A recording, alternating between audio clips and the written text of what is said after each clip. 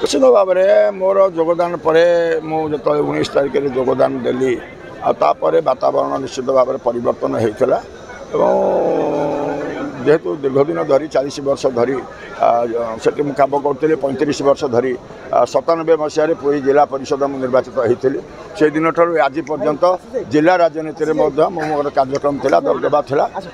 धन्यवाद। निश्चित भाव में राज्य में डबल इंजिन सरकार गठन होती माननीय प्रधानमंत्री यशस्वी प्रधानमंत्री नरेंद्र भाई मोदी जी जहाँ आशा प्रकट कर खाली से स्पष्ट शब्द कही 4 तारिख में एक्सपायर डेट और 10 तारिख में शपथ ग्रहण जो कथा कहते हुए तो 10 तारिख न हो 12 तारिख में होगापी जाऊँगी प्रधानमंत्री कार्यालय कार्यसूची अनुसार।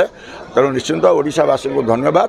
आज गोटे आस्था स्थापन कर हजार हजार लक्ष लक्ष कार्यकर्ता भारतीय जनता पार्टी जो प्रचंड परिश्रम कर परिश्रम फल आज भारतीय जनता पार्टी राज्य शाखा पाई। निश्चित भाव में मोर योगदान पर मुझे 19 तारिख में योगदान देली आपर वातावरण निश्चित भाव में परिवर्तन होता